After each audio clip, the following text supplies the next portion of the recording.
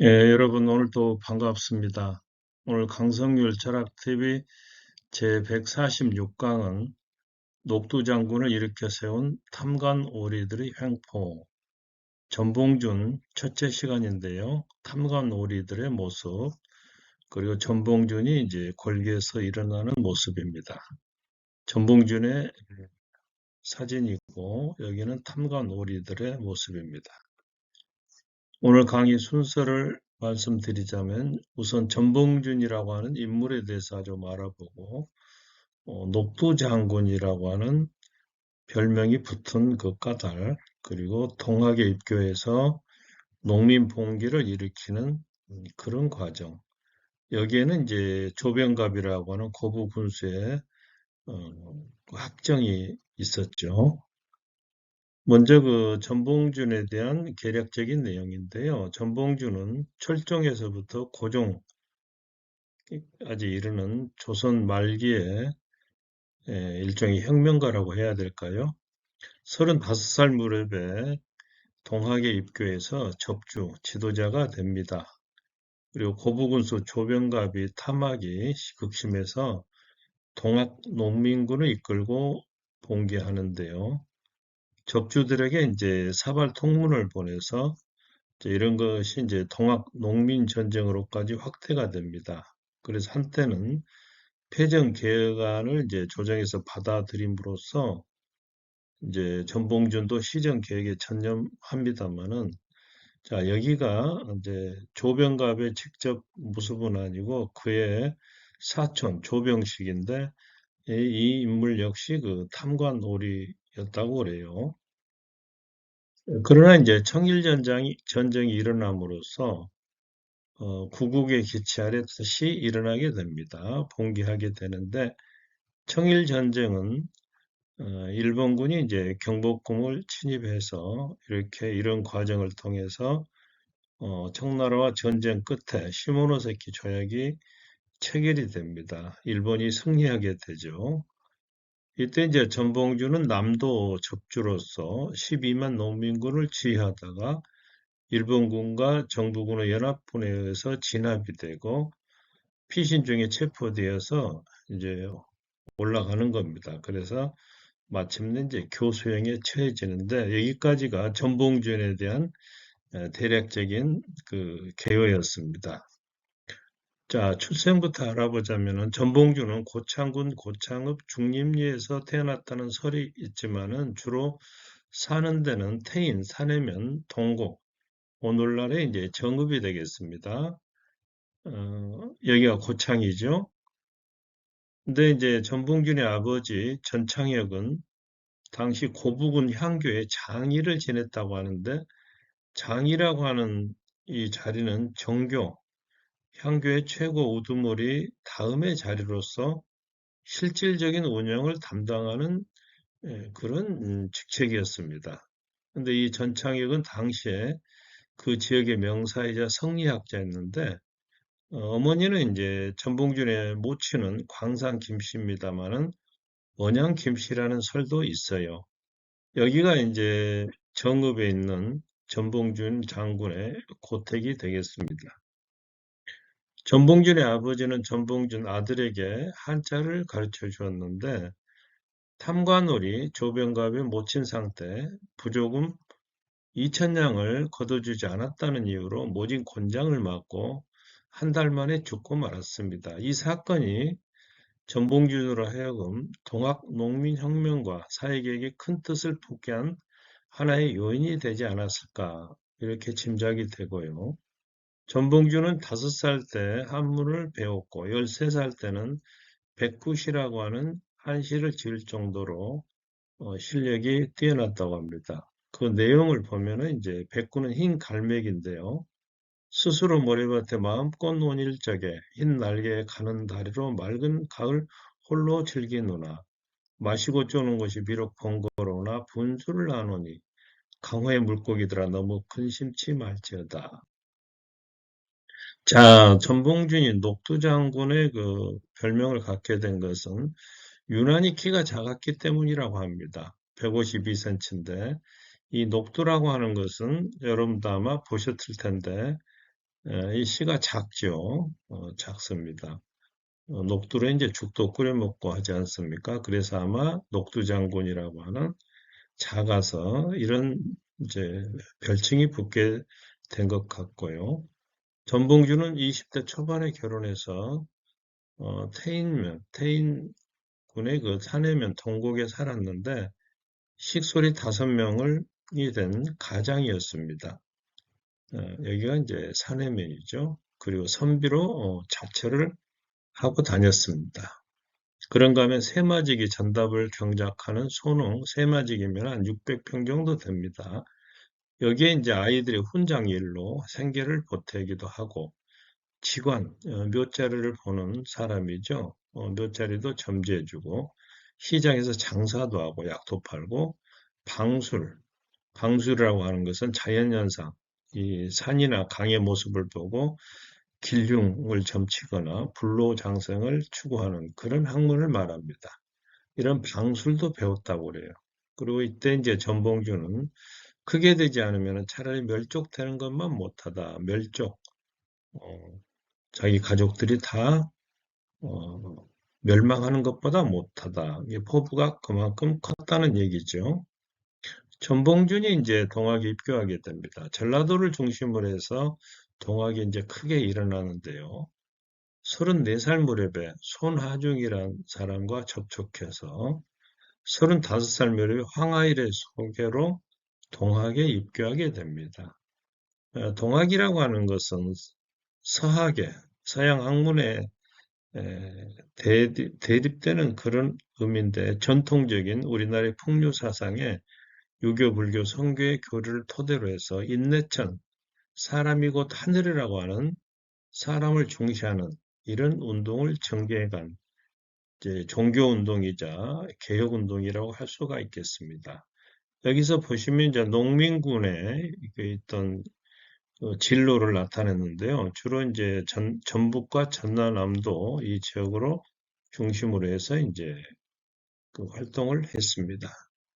뒷날 전봉주는 제2차 재판에서 동학에 입교한 경위를 이렇게 밝히고 있습니다. 동학은 수심하여 마음을 지켜서 충효로서 나라에 대한 충성과 부모에 대한 효도로서 근본을 삼고 보국 안민, 나라를 보위하고 백성을 편안하게 하려는 것이다. 때문에 나는 동학을 극히 좋아했다. 이런 얘기를 하고 있습니다. 제2대 교주인 그 최시영으로부터 전라북도 고부지방의 동학 접주로 임명됐다. 이런 설이 있습니다만은 최시영이 전봉주를 직접 임명하지 않았던 데다 또한 최시영이 초기에는 전봉준의 본게 반감을 나타냈기 때문에 이러한 설에는 좀 반론이 있습니다.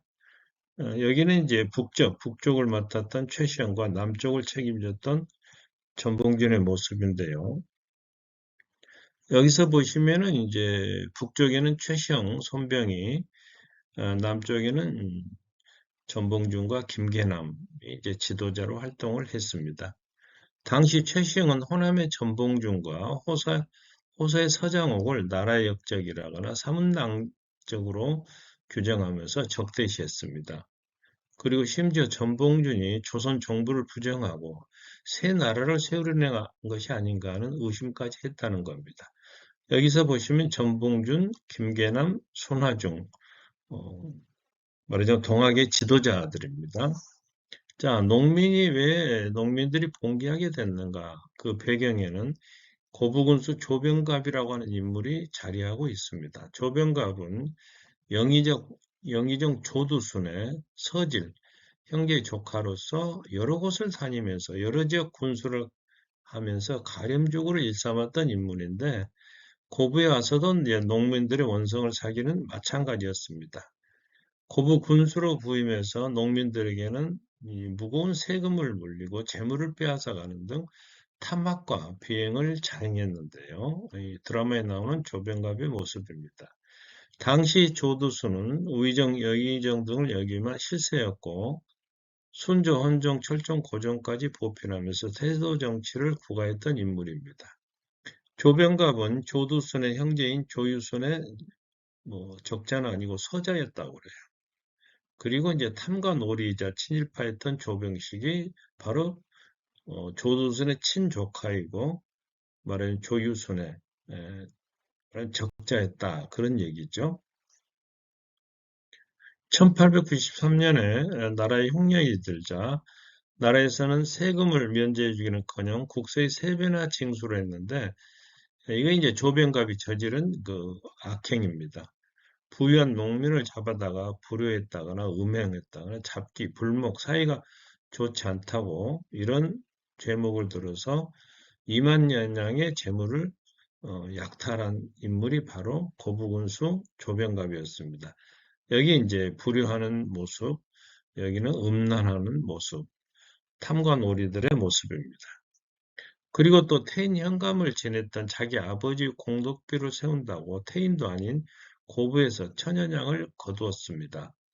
이게 이제 조병갑에 붙인 조규순의 공덕비인데 이렇게 제일 오른쪽에 이렇게 있는데 주민들이 이걸 파괴하고자 했지만은 이것도 나름대로 역사적 가치가 있다고 해서 지금은 보존하고 있습니다. 여기 보시면 이제 태인하고 고부하고 머리 떨어져 있지 않습니까? 또 여기에 만석보라고 하는 뚝을 쌓는 일을 이제 시행을 했는데 전북 정읍시 이평면에 있습니다. 여기 지금 지도상으로 보면 태인 서쪽인데 지금은 정읍 호남 고속도로 이렇게 가고 그 왼쪽에 동진강을 막는 보를 건설했는데 이 때문에 이제 세금을 무겁게 매기고 농민들을 징발해서 노동력으로 삼고 그러니까 이제 농사까지 피해를 입는 거죠.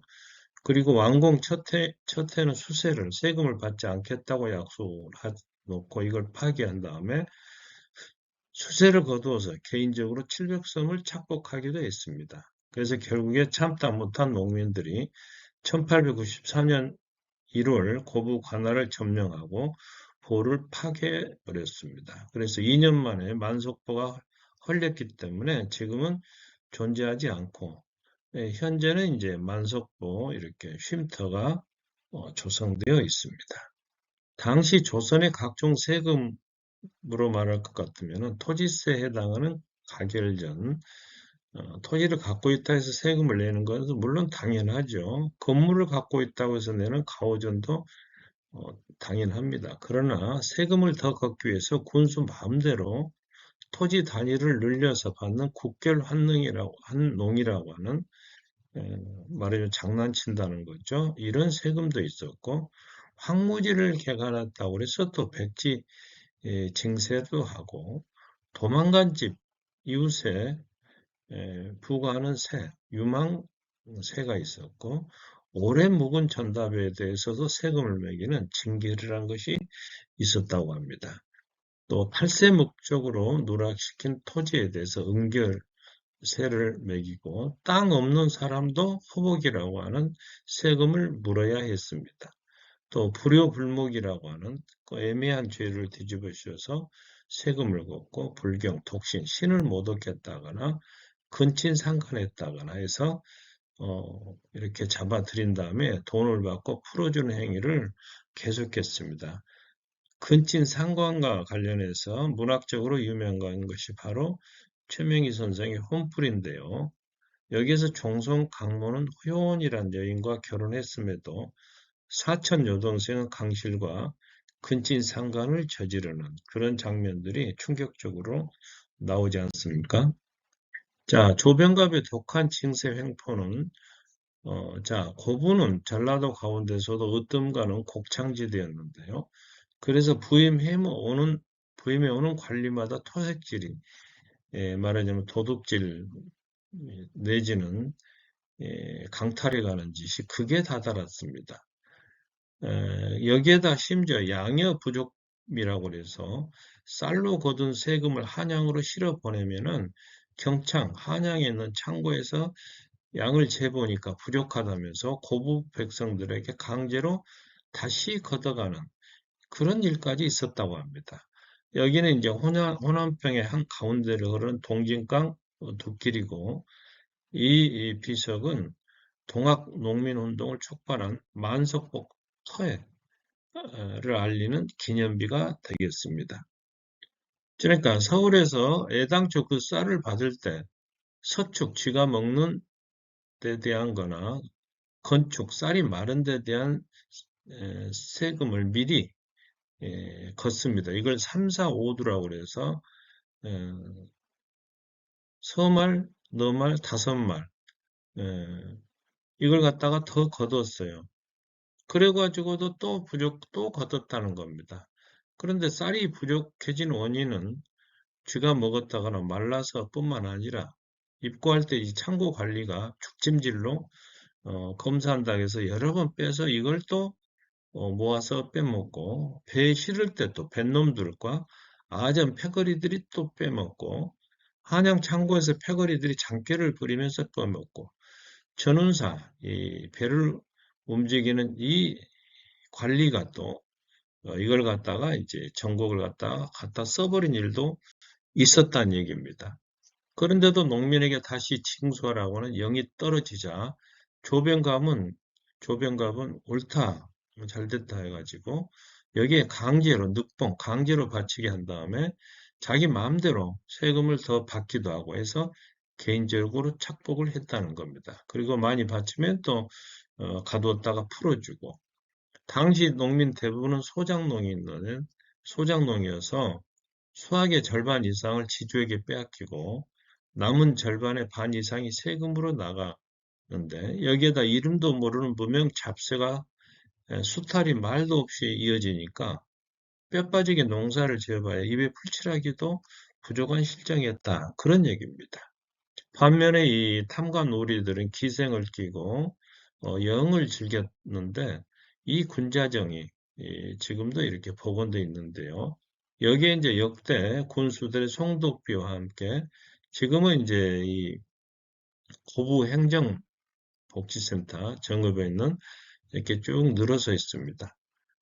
여기 왼쪽에 보시면 조병갑 선정비가 포함된 이렇게 12개 비석이 쭉 있는데 조병갑의 이 선정비가 훼손이 됐습니다.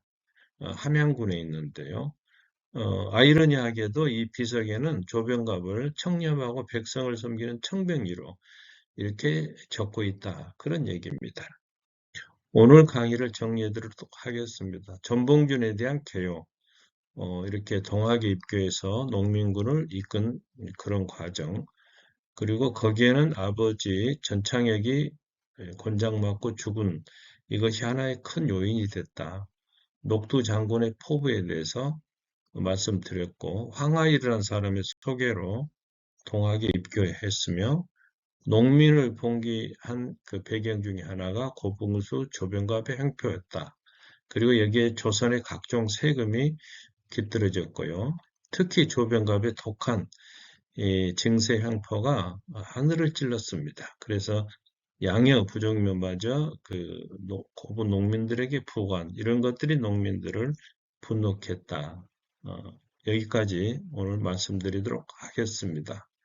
오늘 영상이 좋으셨다면 구독과 좋아요 눌러주시고 강성률 문학 TV도 많이 시청해 주시면 감사하겠습니다. 여러분 고맙습니다.